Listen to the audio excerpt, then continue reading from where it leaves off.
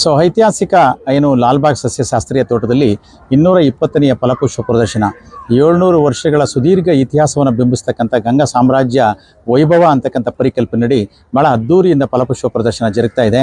So ಇಲ್ಲಿ ನಮ್ಮ ಲಾಲ್ಬಾಗ್ನಲ್ಲಿ ಎಲ್ಲೆಲ್ಲಿ ನೋಡಿದರೂ ಕೂಡ ಪುಷ್ಪ ಮೇಳ ಇದೆ. ಹಾಗಾಗಿ ಪುಷ್ಪ ಸಂತೆ ಆಗ್ತಾ ಇದೆ.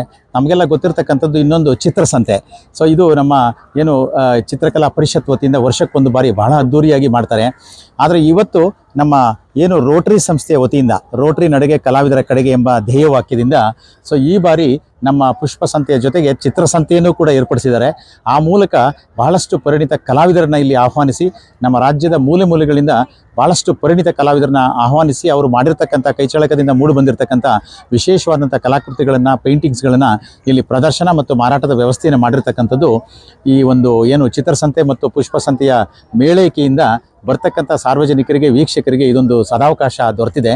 ಸೊ ಆ ನಿಟ್ಟಿನಲ್ಲಿ ರೋಟರಿ ಸಂಸ್ಥೆಯ ಮುಂದಾಳತ್ವವನ್ನು ವಹಿಸಿರ್ತಕ್ಕಂಥ ಶ್ರೀಯುತ ಎಂ ರವಿಕುಮಾರ್ ಅವರು ವಿಶೇಷವಾಗಿ ನಮ್ಮ ಇಡೀ ಸಂಸ್ಥೆ ಇದು ಪ್ರತಿ ಸಾರಿ ಲಾಲ್ಬಾಗಿನ ಯಾವುದೇ ವಿಚಾರಗಳು ಬಂದರೂ ಕೂಡ ಬಹಳ ಮುಂದಾಳತ್ವವನ್ನು ವಹಿಸಿಕೊಂಡು ಕ್ರಿಯೇಟಿವ್ ಆಗಿ ಕಲಾವಿದರಿಗೆ ಉತ್ತೇಜನವನ್ನು ನೀಡ್ತಾರೆ. ಹಾಗೆಯೇ ಮೇಡಮ್ ಅವರು ಇದ್ರ ಬಗ್ಗೆ ಅತೀವ ಆಸಕ್ತಿಯನ್ನು ವಹಿಸಿ ಇಡೀ ಅವರ ತಂಡ ಬಹುಶಃ ಕಲಾವಿದರಿಗೆ ಒಂದು ಪೋಷಕರಾಗಿ ನಿಂತಿದ್ದಾರೆ. ಮತ್ತು ನಮ್ಮ ರಾಜ್ಯದ ಉದ್ದಗಲಕ್ಕೂ ಇರತಕ್ಕಂಥ ಆಯ್ದ ಕಲಾವಿದರನ್ನು ಹೆಕ್ಕಿ ತೆಗೆದು ಇಲ್ಲಿ ಕರ್ಕೊಂಡು ಬಂದು ಈ ಪ್ಲಾಟ್ಫಾರ್ಮನ್ನು ಕೊಡೋದ್ರ ಮೂಲಕ ಅವರ ಸೇವೆಯನ್ನು ಜಗತ್ತಿಗೆ ಪರಿಚಯ ಮಾಡಿಸೋದು ಮತ್ತು ಅವರ ಪ್ರೊಫೆಷನ್ ಕೂಡ ಮುಂದುವರೆತಕ್ಕಂಥದ್ದಕ್ಕೆ ಅವರು ದಾರಿ ಮಾಡಿದ್ದಾರೆ. ಹಾಗಾಗಿ ತೋಟಗಾರಿಕೆ ಇಲಾಖೆ ವತಿಯಿಂದ ಅವರಿಗೆ ತುಂಬು ಹೃದಯದ ಧನ್ಯವಾದಗಳನ್ನು ತಿಳಿಸ್ಲಿಕ್ಕೆ ಇಚ್ಛೆಪಡ್ತೇನೆ. ಅದರ ಜೊತೆಗೆ ಇಲ್ಲಿ ಬಂದಿರತಕ್ಕಂಥ ಕಲಾವಿದರೇನಿದ್ದಾರೆ ಅವರು ಹಲವಾರು ಆಕರ್ಷಕವಾದಂಥ ಪೇಂಟಿಂಗ್ಸ್ಗಳನ್ನು ಮತ್ತು ಅವರು ಕೈಚಳಕದಿಂದ ಮೂಡಿ ಬಂದಂಥ ಹಲವಾರು ಏನು ಒಂದು ಆರ್ಟಿಕಲ್ಸ್ಗಳನ್ನ ಇಟ್ಟಿದ್ದಾರೆ.